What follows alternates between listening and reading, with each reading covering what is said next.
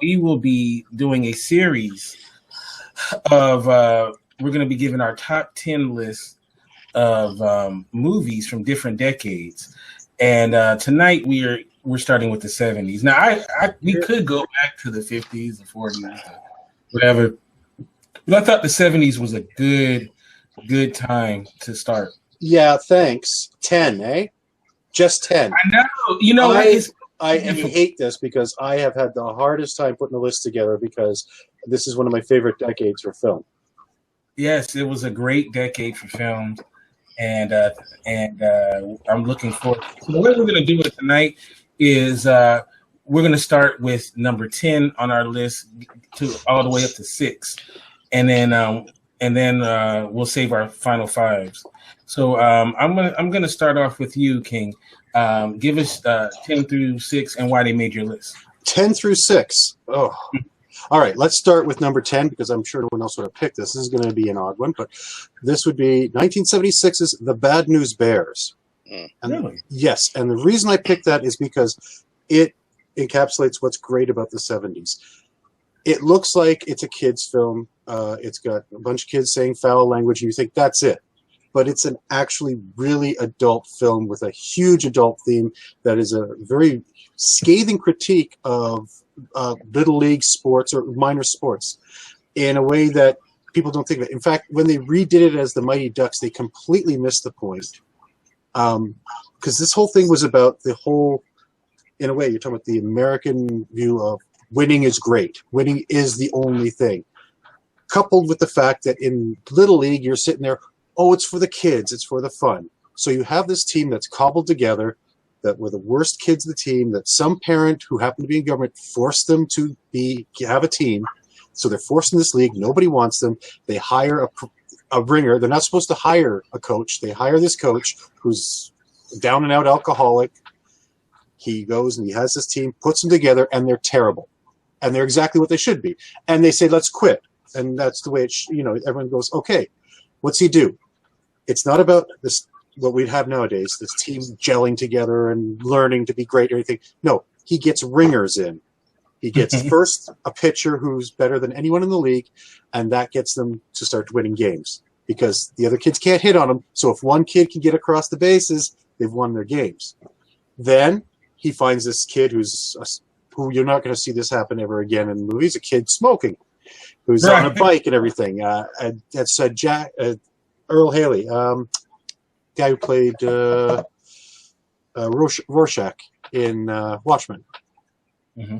Earl Haley, I can't remember his name. Anyways, so he's a great hitter and a good all-around athlete. So they get him on the league. Next thing you know, they're winning.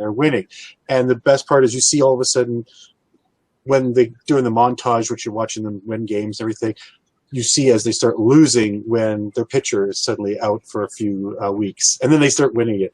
And the beautiful thing is that the ending of the film, unlike what they do nowadays, is like, oh, they do it and they lose. It's the best part of the thing because there's this huge buildup. You want them to win, they lose, but it also shows you what it is about because that's not the key thing. What you have to be watching is the parents throughout this whole thing because that's what this movie's about. It's about the parents and how they treat what's supposed to be a kid's game for the kids, and it's all about winning and the pride of the parents in the team winning. You have a coach who hits his own son at one point in the middle of the game, and it's just because what? Because of the game. They want to win and everything else. This movie has a lot of cursing. It has a lot of words you're not going to ever hear again in films uttered by children. A lot of it's offensive. There's some jokes there that are definitely of their time, racist jokes. And they were done for shock value at the time because nobody was doing that before. So you have it coming out of the mouths of kids that would generate laughter at the time. But you push that aside because it's not as funny now because it's like, okay, that's just shock value. But the actual story makes this movie work. And the acting is great. All the kids do their job. I love Tanner Boyle. He's one of my favorite characters in this movie. Little kid who beats up everybody. He has one of the most memorable lines that I'm not going to repeat, basically describing his team. And if you see the movie, you'll know what I'm talking about. The remake was garbage because could not touch the original because the original was of its time. They could be as offensive and nasty about that without it being that they're trying to be nasty and offensive. They were just trying to shock. Now you go, okay, we're going to push this over the top. We've got to make him more this and that. And it doesn't work. What I liked about it was that the characters were human. Walter Matthau, I mean, you got an actor like Walter Matthau, great actor, put into what could be a fluff film, and he puts in this great performance. There's a great moment between him and Tatum O'Neal where she's like, oh, yeah, when the season's over, we're going to get back together and you can live with my mom and everything. And he basically throws a beer in her face, tells her there's nothing, it's just a game, forget it, and walks away. And she leaves him. And she walks away and she's like crying and this look on his face. And you can see he broke his own heart doing it and he realized what a schlub he is. Great stuff. And I've overtalked this movie, but yeah, that's my number 10. All right. Well, we got number 10 for you, the Bad News Bears. Bad News Bears. All right. So what's number 9 for you? Number 9 was a toss-up. This is a tough one. It was either going to be Romero or Hooper. Okay. Horror films of the 70s. Great stuff. I was going to say Dawn of the Dead. Huge zombie fan. Was going to go with Romero. Changed my mind last minute. Texas Chainsaw Massacre. Great movie. That movie from beginning to end is just a queasy uneasiness through the whole thing. And you don't see as much as you think you see, which is the best thing about this film. The name alone implies that you're going to be seeing lots of blood and guts and everything. You really don't see that much. There's a few scenes that are kind of disturbing, but you don't see that much. It's just how disturbing the family is. It's the setting. It's this whole weird uneasiness. The look of the film, it's got this grainy kind of almost like a documentary kind of feel. I feel like a snuff film. Yeah, you feel like you're watching something that's actually just being filmed as it happens, right? Which it's not true, and and the characters are so bizarre and so weird. I mean, to the point they almost get over the top, and he kind of does that when he does his sequel in the '80s, where he pushes it just that much more for comedic effect. But at the time, it was just disturbing and bizarre, and yeah, and it's a very uneasy film. I mean, you could see this is Psycho took from the same story that this did. Psycho went one way, this went the other. Both are about loners in a strange house, and same guy did Poltergeist. Yeah, and so yeah, he did Poltergeist, and yeah, and that was I think one of his first films, and it is just disturbing, and that's what I loved about that film. It was disturbing and a real horror film. Like you walked away and you were like. My wife can't stand the opening scene where you're hearing the sounds of the old flash bulbs dying, right. But they go, and you hear the sound that's as the actual bulb is burning out, and that sound itself is used to great effect, and it's like shots up close of basically a corpse which has been placed in a weird position on a grave. It opens with the grave being desecrated and all these corpses being used as sort of like statues. And that's a theme for the whole thing, sort of body desecration and all this weird stuff. And it's just an uneasy, creepy film throughout. And it's got to you feel like the heat of Texas. You can feel like the look of the place. And it just, love that film. That's my top my horror film in the top 10. All right. So number 8. Number 8 is Superman the movie. All right, Superman the movie. Superman the movie is, and if you go online, I'm sure what's his name, Ask Bob or whatever. He puts it this way, and I'm going to agree with him. It is the superhero film that every film after has been either an homage to or a reaction to. That set up the stage of how a superhero film is to be made nowadays. I mean, there were superhero shows and films before that, but this was the one. This was the benchmark. This was the first serious superhero film, and yet they weren't too serious. They knew enough to make it kind of funny and sort of off. It's not campy like Batman, but it had a sense of humor. It knew not to take itself too seriously. It also does something that the new Superman films just should look at and go, okay, we have to do this. Superman is an iconic character that we all recognize for certain things. He cannot be a mopey, brooding person. That is not Superman. Superman is white bread, Kansas born, doing things because it's right, and standing up and being square in the world doesn't matter. And they do this in the film. They set it up perfectly. You look at Kansas, the way they portray it in the film, it looks like 1930s America, not 1950s or 60s America, which would make more sense for his age, but it's sort of a Norman Rockwell setting. So you're getting the idea. He's growing up in this kind of what America, pure America, Rockwell America, and then they juxtapose this square hero against the gritty, and this is the 70s, right? So New York in the 70s has its own character, and New York in the 70s was this gritty, rundown city, crime infested. Everything is kind of like, it's a nasty place to be. You sort of survive in New York City kind of thing. And in the end, there's this guy standing there in the red suit or blue suit and the red tights and everything, saying all these things. I'm here for truth, justice, and the American way. And everyone around him says, come on, you're not serious. Now, in some films, that'd be handled like, you're a joke, and they'd make a laugh of it. But he kind of like sits there, and Christopher Reeves, sorry, not that would have been interesting casting. Christopher Reeves does an amazing job of being Superman. Here's a 26-year-old actor who's never done anything, and the second he's got that suit on, he stands on he stands there with the suit and everything. You believe him. You believe that's Superman, and Right. he does this one thing. You're all cynical, going, yeah, you know what, that kind of thing doesn't fly nowadays. And then he goes, boom, no, I'm going to show you. Watch me. And you watch the film, and he's doing all those things, and he's great. And you go, yes, that's who I want. That's my hero. He's great. Boom, Superman. Can I add on a little something to the greatness of that film? Yes. It's the great John Williams score. Yes. That's so if you put that score on the new Superman films, they might be better. They might be more watchable. Right. Someone should do that. Rescore it. Fantastic score. Oh, I love it. All right, so what's number 7 on your list? Going back to comedy again. This was a toss-up again. It's either going to be MASH or Blazing Saddles. And I went with Blazing Saddles. And maybe it's because Gene Wilder's left us now, and so maybe that's what changed my mind. Because MASH is a great movie. Blazing Saddles, though, makes me laugh more. And Blazing Saddles is another one of those kind of movies that could never be made again. Its topics, the way they handle everything. And the thing is that you watch it, and it's shocking, and you go, oh my God, I can't believe that they're doing this, and they're really pushing the envelope. But you also look at it and go, it's not done out of cruelty, because every time you hear epitaphs being spouted, it's by people who come across as morons, as idiots, as that they're completely wrong in doing it. But it's not pointed out going, oh, you're just bad for saying that. It's just like they allow the people to speak and say the stupid things and look stupid doing it. And you've got, you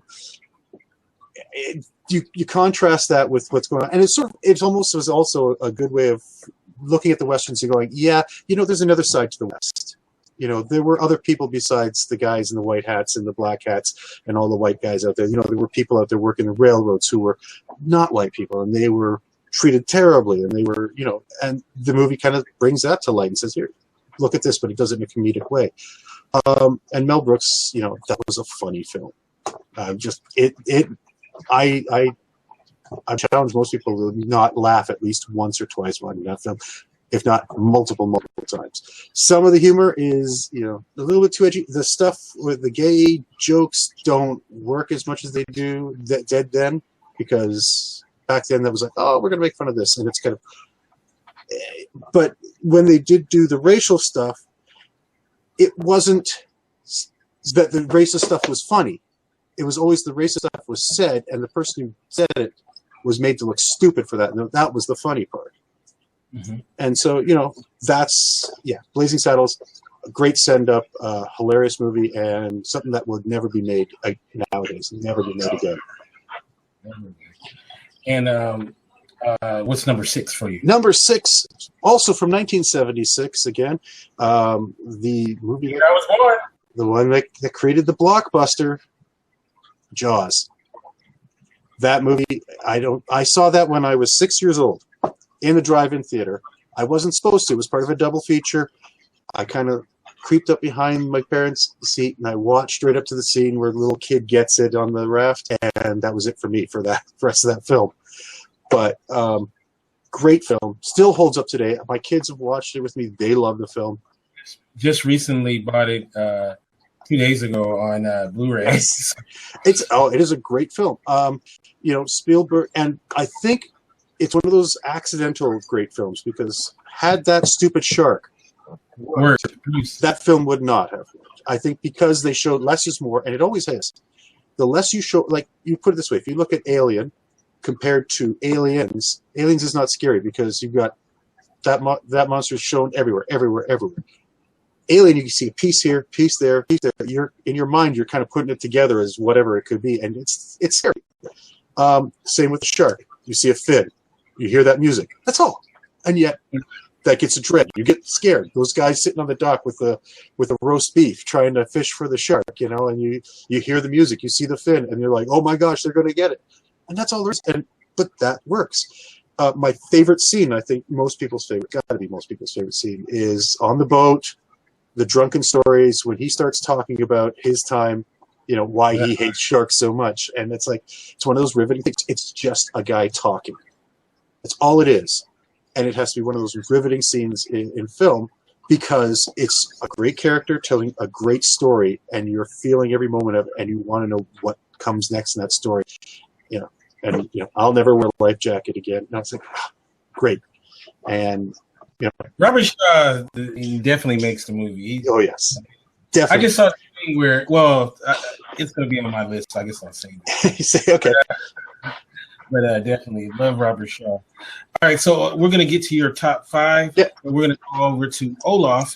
What's number 10 on your list? For me, it's number 10 is The Jerk. Yeah, The Jerk. I just thought comedy is always good. Number 10. Yeah, it's like that. I just thought that was a good one. Steve Martin's character was just funny as hell, and all the stuff he went through and stuff. I just really liked that movie. So that was that one. My mother actually likes that movie. Yeah, and it's like King already took my number 9 with Texas Chainsaw. Then he took number 8 with Blazing Saddles. Great minds, eh? And he took number 7 with Jaws. You get to go next on the top 5. Then I don't want to take all your stuff. And then you mentioned the 6, which is Alien. Oh yes. So it's like But it wasn't on the list, though. Huh?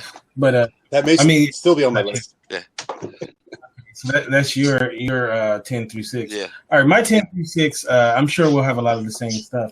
But number 10 on my list is 1977's Close Encounter of the Third Kind.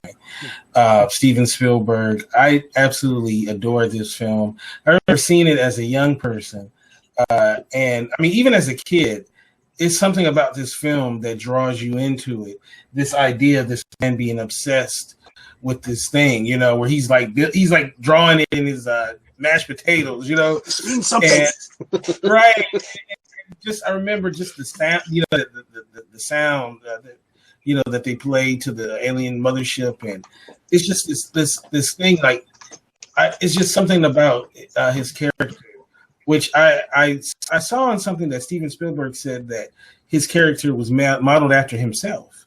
And he said that, in spoiler alert, at the end when he gets on the mothership, that he would have totally jumped on the mothership too, But he said, at this point now, I got family, I'm not getting on the mothership. And he got about $1 billion. So, I don't think that money spends up there. But yeah, the exchange rate is terrible. Right. So it's just that's just one of those wonderful films that stand the test of time, and Steven Spielberg at his best. Steven Spielberg's on this list a couple of times, but number 9 is a film called The Spook Who Sat by the Door, based on the Sam Greenlee book, directed by, he's a great actor, but he directed this film, Ivan Dixon.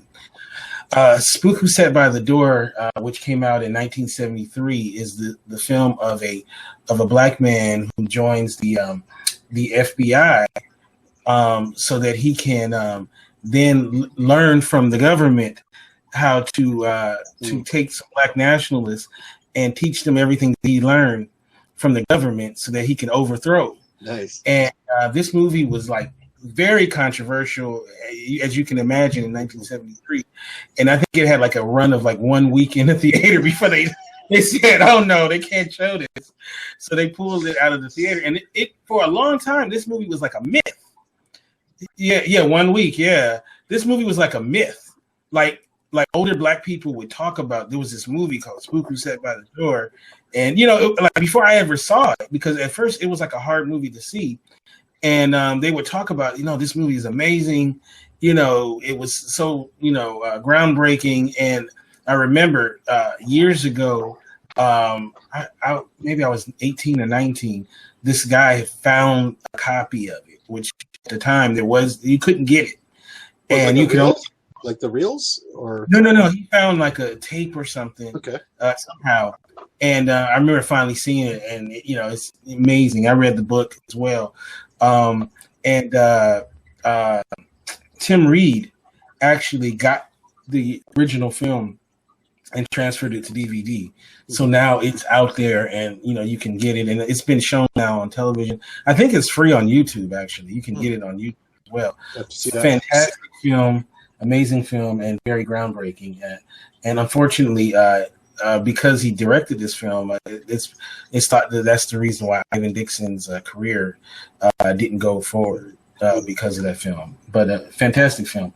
Number 8, which you might be surprised that this film is low on my list, 1977's Star Wars: A New Hope. Now, that's not what they called it back then. That's what I was gonna say. I was like, what is this New Hope stuff? Like, it was like all of a sudden it was like A New Hope. I'm like, I can remember this movie wasn't called A New Hope. I guess he added that or something. Right after Empire, when they re-released it. Okay, all right. Star Wars: A New Hope. You know, obviously this film. I mean, I feel kind of silly even talking about how great it is because it's one of the most influential films of all time. So many great filmmakers have been influenced by it, cited as the most influential film for them. It was just recently remade in The Force Awakens.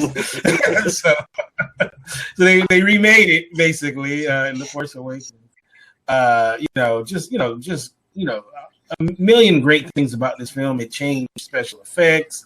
It changed, sci-fi, which people will say this is not a sci-fi movie. It's launched the careers of Indiana Jones and, Mark Hamill's a fantastic voice actor, and so many other great people. Fantastic film, Star Wars: A New Hope. Number 7 on my list is Jaws. This film, I understand why they do sequels, right?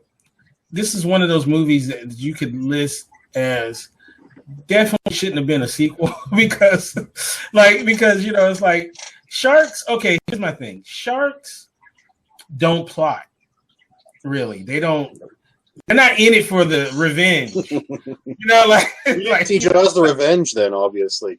Right. If you call it revenge. It's personal. Like, what was it? Like the original shark's cousin? That was. By the end of it was his cousin's nephew's best friend. Yeah. It's an amazing film. Like I said, the great Robert Shaw, who steals the movie. I saw this thing just the other day where it said that Roger Shaw and Dreyfuss couldn't stand each other. They hate each other. The film, and I think he's finally come along to say, I think he's changed a little bit how he felt about it because the man's been dead for a while. But you see it in the film; it works. Mm-hmm. And just when he scratches the chalkboard, that scene, and just every time he's on screen, you just gotta love that guy in the film. Of course, Roy Scheider, who fantastic actor, and almost made the list twice in another film. And I think you know what that other film is, but it's going to be in my honorable mention.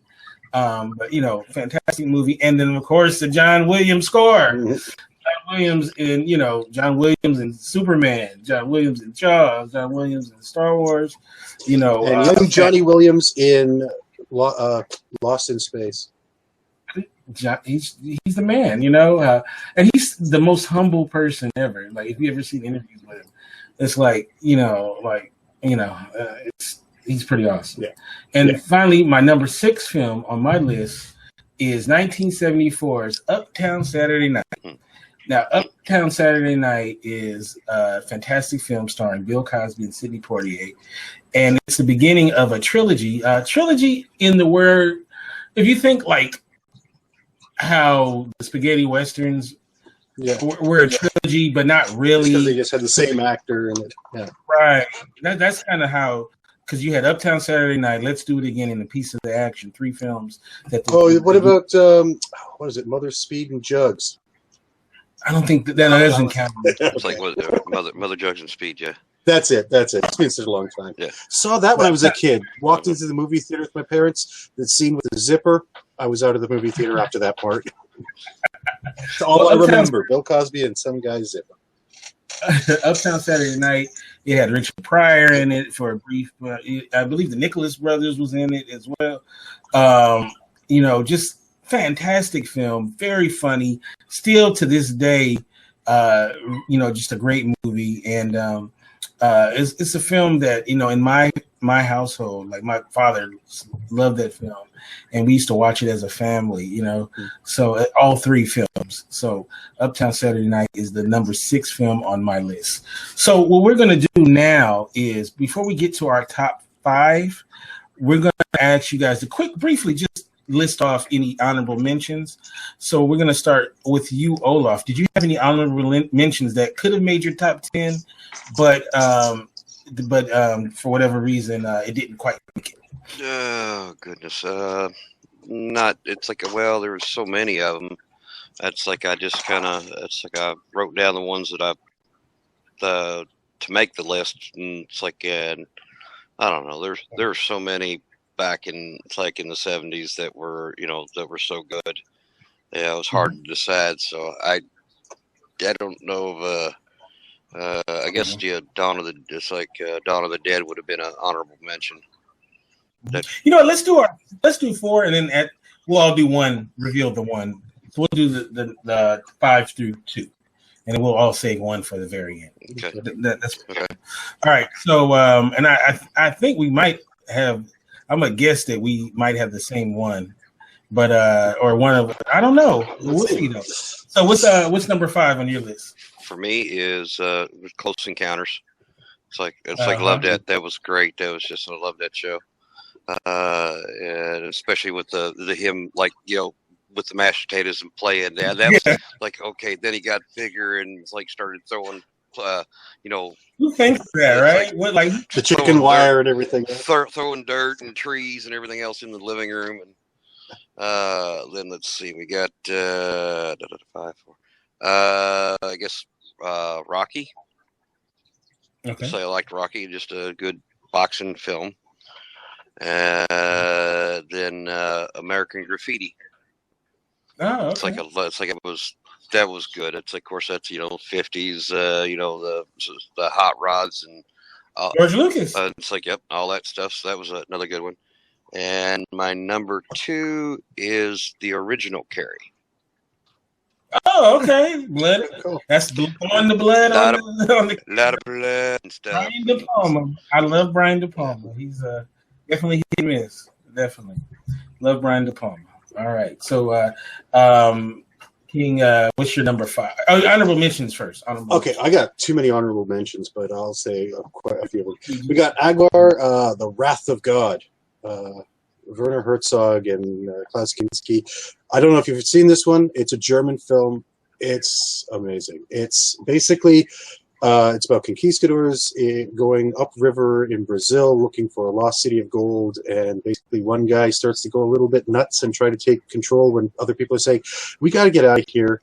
And it's this very minimal dialogue, minimal action, but it's like this build-up and a lot of stuff happening on a raft. And the last scene of this guy standing alone, everyone dead around him on this raft floating out, and this is like this 1500s or whatever.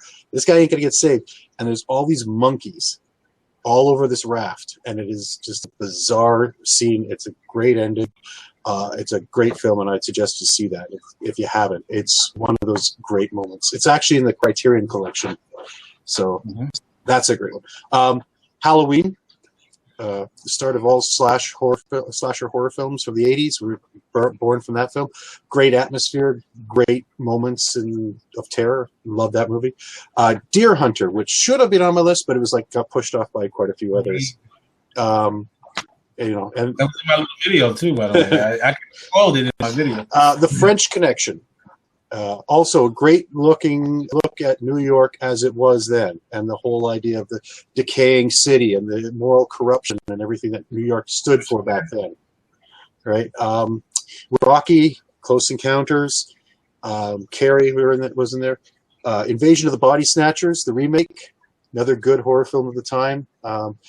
MASH, and finally, Rollerball.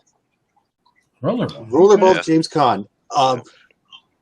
Interesting concept. Watching the sports parts were the best because it looked like a real sport. You look like you're watching it and you go, okay, this is a made up sport, but it looked like there was rules. It looked like these guys, knew what they were doing, and this was something that was played all the time.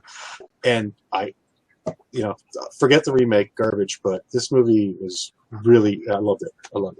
But that's my honorable mentions, and there's probably a dozen more I've completely forgotten about, but there you go.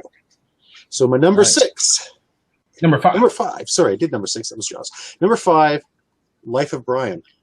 Monty Python's probably, I'd say, their best movie. I loved, Holy Grail. It's funny. But Life of Brian was more clever, more biting, sharper, and there was just something more honest and really good about it. You could see that they all wanted to make this movie. The fact that it was originally going to be called, I think it was Jesus Christ, Lust for Power, and they kind of steered away from making Jesus the main point in that film, which was probably the best idea they could do. But, I mean, what it said about, religion and how it's used and everything. The scene where Brian's trying to tell the whole crowd that you don't have to listen to me, you don't have to follow anyone. He says, "Yes, we don't have to follow anyone," and they keep repeating off. He says until he finally just says, "Oh, fuck off!" And they all stare at him. And then one turns and goes, "How shall we fuck off, Lord?" So it's those moments that I just love in that film. Next, Taxi Driver.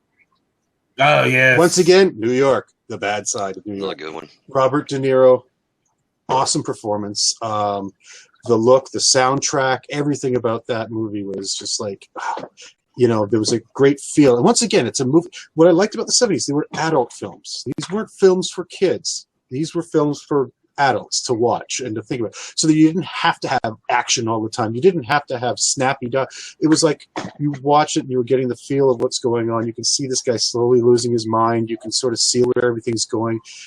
He's an odd person. He's not a normal character, and you're following the person because it's something different and interesting.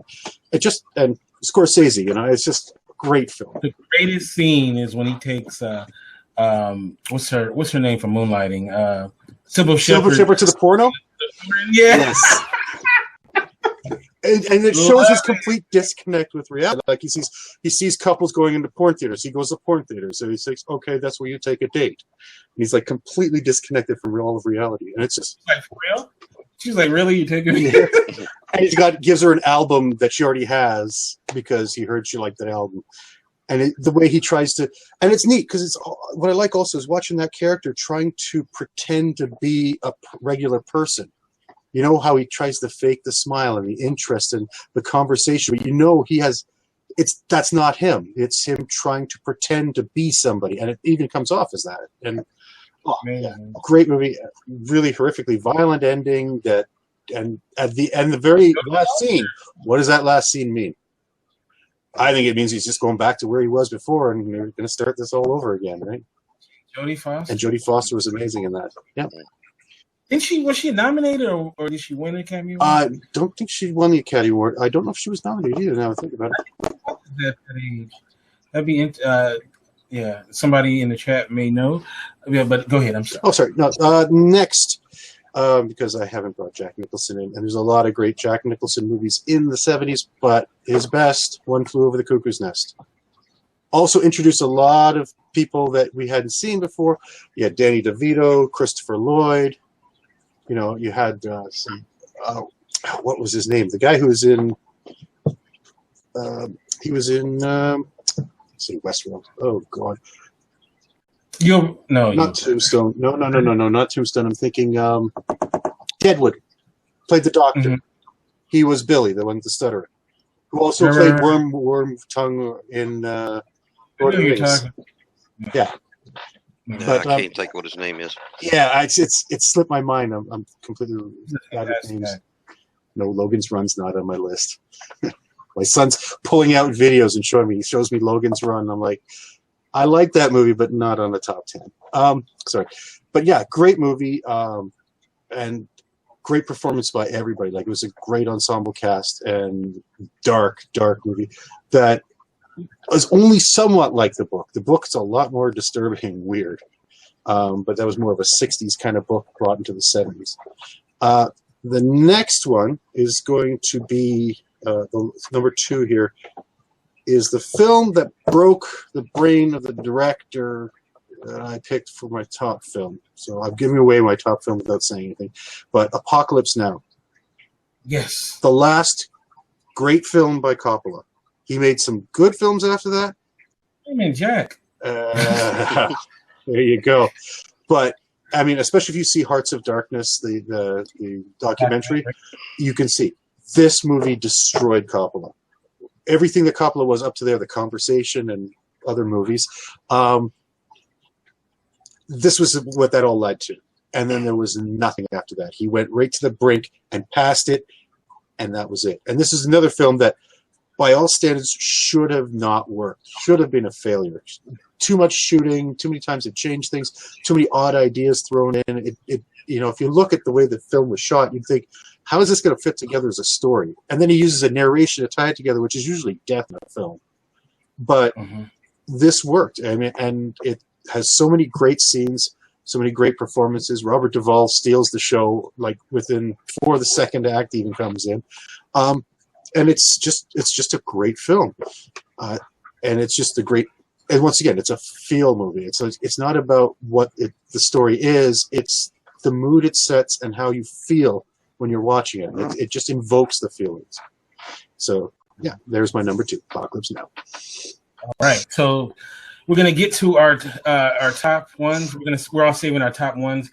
I'm gonna quickly run through my honorable mentions. I like the way your son thinks. Logan's Run. I love Logan's Run, and it broke my heart not to put Logan's Run in the top 10 because I saw that as a kid and I loved the film and I've always loved it. When we reviewed it on your show, so Logan's Run, I couldn't believe it wasn't in my top 10, but it hurt to do this, to take Logan's Run out of it, but it didn't make it. The French Connection, amazing film, should have been in my top 10 as well. Chinatown. Yeah, so I was going to mention Chinatown as well. That was going to be in there. Invasion of the Body Snatchers, great movie. Dawn of the Dead, Escape from Alcatraz. I love that one as well. Alien and Taxi Driver, as well as Apocalypse Now. So, all right, so those are my honorable mentions. So let me get to number 5 on my list. Is 1974's The Godfather 2. I know a lot of people put that one over The Godfather 1, but The Godfather 2 I thought was an amazing film. You know, obviously I'm a big Coppola fan. Excellent film. And I think that you know, it's a film that it's the greatest sequel of all time, in my estimation. Terminator 2 and Aliens is dope too, but come on, Godfather 2, right? All right, now number 4, and I'm gonna say a little bit on it. It was on your honorable mentions, and I recently watched it like 2 days ago. Is Halloween, right? I watched it again. And I enjoyed watching that again. I hadn't watched it in like maybe 10 years or so. I enjoyed so much rewatching Halloween. Because when I wrote it on the list, I was like, you know what? I want to see this again because it's been so long, right? It's such a great movie. If you think about it, like the story is weak, right? Yeah, there's nothing to it. But you know, John Carpenter was so great the way that the movie shot and, you know, the look and I mean, and the score, you know, come on, it's like one of the greatest of all time. And it's like so many iconic visual imagery in this film. And but I have a question though. If Michael Myers was 6 years old when he got locked up, Was he 6 or 9? I thought he was 9. No, he was 6 years old when he got locked up, and he was in there for 15 years. He was 21. Yeah. How did he know how to drive? When I think the extended version of that, because there was a TV cut where they added extra scenes. I think they tried to explain it like he was watching people drive and everything, but it was like, right, yeah, right. Supernatural. Look, you're watching a Halloween movie where all the leaves are green in the entire town of Haddonfield. Looks more like California than Illinois, and there's leaves everywhere, but no trees. Looks like they're losing any or change color, and you're worried about him driving. No, but I'm just saying though, like, and there's a throwaway line where Dr. Loomis is like, "How does he know how to drive? Somebody must have teach him." Yeah, someone must have taught him. Yeah. Who the hell would do that with a? You know how it is. It's like, hey. And how does he find Haddonfield too? Like, how does he find Haddonfield? What, did he Google it? How did he even know to go there? Like, there's so many cinema sins with that movie. Well, no, when he stole the truck, the tow truck, the car. He killed the tow truck guy. Got a map, because that's how we used to do things back in the 70s. You'd unfold the giant map there, and you try to find yourself, and and then you'd spend like the next 3 days trying to fold the thing back up because you just couldn't get the damn thing right. And then you just throw it as a big pile into your glove compartment, and you were like, "That's it." That was a hell of a sane asylum where they learned how to drive. Well, yeah, that was one of the schools. That was a therapeutic thing. And how did he even know to go there? Come on, but it's a great movie. Like, how could he ask anyway? It's like, do you want to learn to drive?